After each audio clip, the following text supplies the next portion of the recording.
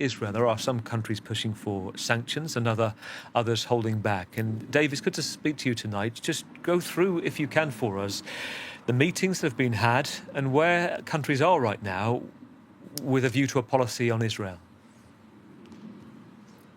Yeah, this is a subject that really splits EU countries. So on one hand, you have the staunch defenders of Israel, Germany, Austria, Hungary, Czechia, Italy, and then on the other side, you have the countries that are calling for the EU to put pressure on Israel to stop the siege in Gaza. That is Spain, Belgium, Slovenia, Ireland, just to name a few. Where this has really come to a head over the past 2 months is this proposal to suspend the EU-Israel cooperation agreement. It's a trade deal of sorts that was actually recommended to be suspended by a commission report because there are human rights clauses that Israel has to abide by the terms of that agreement. The report concluded Israel is not abiding by that. However, that's been stuck in the European Council of National European Governments because those staunchly supportive countries that I mentioned before, Germany, Italy, and the others, are blocking that move. So last week, actually, European Commission President Ursula von der Leyen, in her annual State of the Union address to the European Parliament, said she's going to go around the Council and freeze the funding that comes directly from the EU executive. Now, that's not very much money. It's about 20 million euros, but it's something. It was a big shift there from the EU president. And she also announced that they would impose new sanctions on far-right ministers in Benjamin Netanyahu's cabinet. Just a couple days later, on Thursday, the European Parliament voted in a resolution to approve that or to back it. She didn't need their approval, but she got it. But even there in the European Parliament, which has been more sympathetic to the Palestinians than the Council, than the national governments, you had a split there because the center-right European People's Party of Ursula von der Leyen was refusing to sign off on that resolution, to support the resolution, unless they removed the words genocide, man-made famine, and that they removed criticism of the Commission's action in the Gaza situation so far. Now, Ursula von der Leyen herself actually used the term man-made famine in her State of the Union speech. That's, of course, the first time she's ever done so. In the end, but still it was a pretty evenly split parliament. It didn't pass by very much because center-right and far-right MEPs in the parliament opposed it. So there are political divisions, but I think even more than that, there are geographic divisions on this in Europe.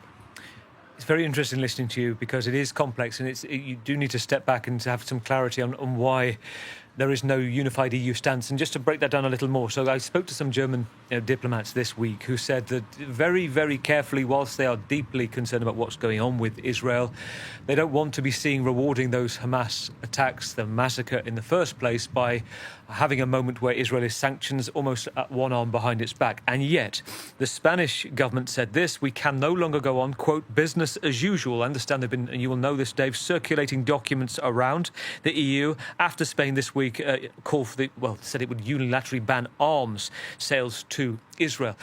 How do you view within this, first of all, going forward? Because am I right to say when it comes to individuals, there has to be complete unanimity, but on trade issues, they have to kind of pass a certain bar, don't they? Yes, exactly. So with the trade issues, they just need a majority, but they don't have it right now in the Council.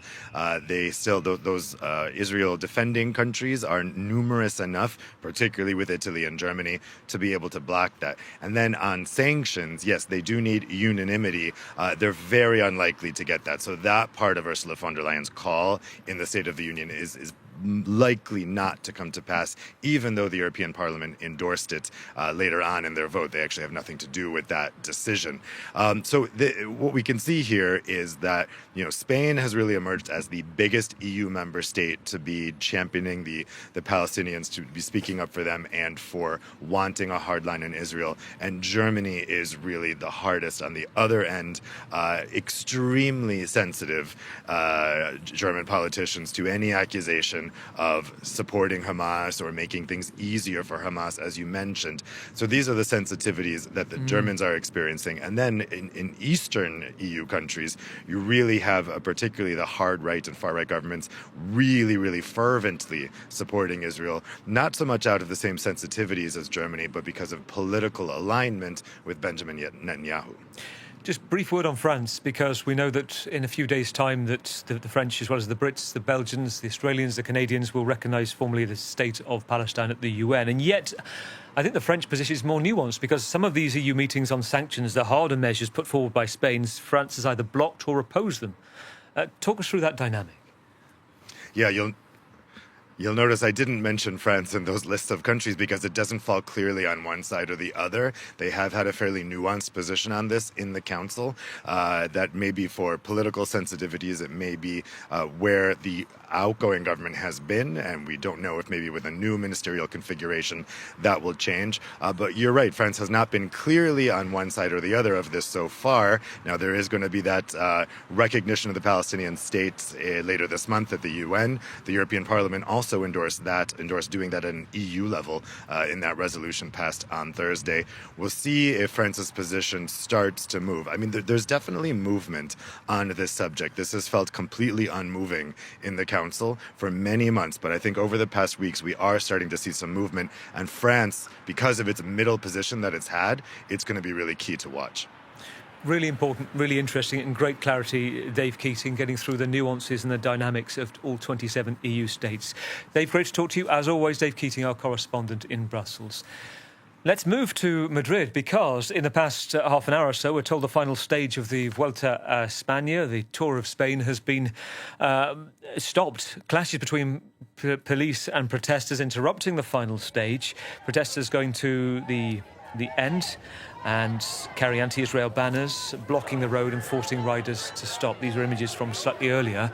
The political protest, well, a short while ago, Pedro Sanchez had given a speech, the Prime Minister, where he